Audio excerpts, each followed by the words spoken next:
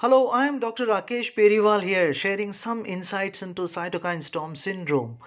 What it actually means is dysregulated immune response, marked by excessive pro inflammation and incited by various stimuli.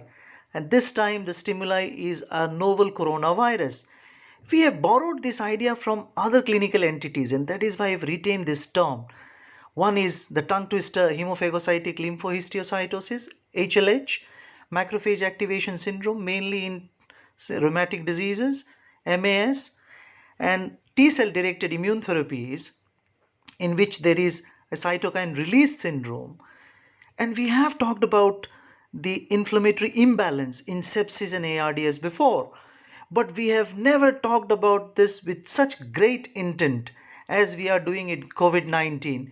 We have therapies which are directed against inflammation in COVID 19, and we are manipulating the inflammatory system to look for favorable outcomes.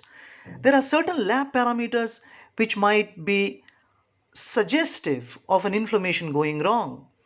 Traditional markers like interleukin 1 and 6, interferons, coagulation factors, the blood counts, bone marrow historically, inflammation markers, and other rarely used parameters which have been used historically in defining the disease.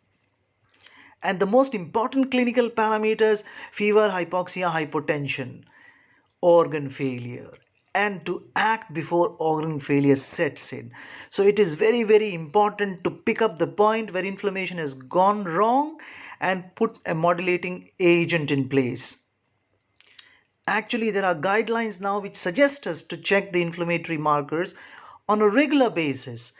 And we have steroids, tocilizumab, itolizumab, eculizumab, some which have approvals, some which have trials ongoing, and among which steroid is the one which we are most comfortable with, and probably the only therapy till now to show unequivocal survival benefit.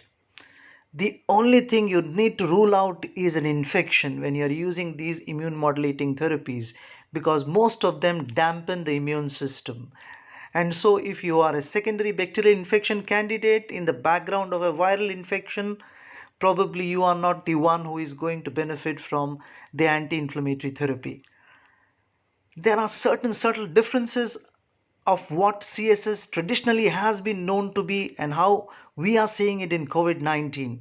There is leukocytosis, IL 6 directed therapies are there, but people have questioned the value and the elevation in COVID 19, and it's very modest. There is a beautiful JAMA paper highlighting this issue and the focus on thrombosis. I think never have we seen all patients getting prophylactic anticoagulant as we are seeing in COVID 19.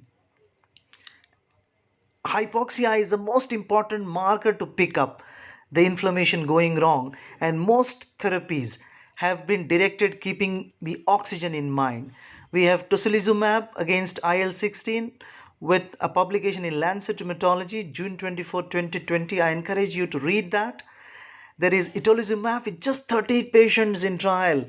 There is an ongoing trial in Cuba where the dose is actually 200 milligrams, which is 8 vials, and repeated at 72 hours if needed. Steroids recovery trial has shown unequivocal survival. It was stopped early because of a survival benefit. And plasma therapy also has immune modulating properties. We also have ulinastatin, adsorption column therapies, which actually have urgent approvals. So there is a lot this time to talk about inflammation, and we will discuss and share ideas on it when we meet on 29th of this month.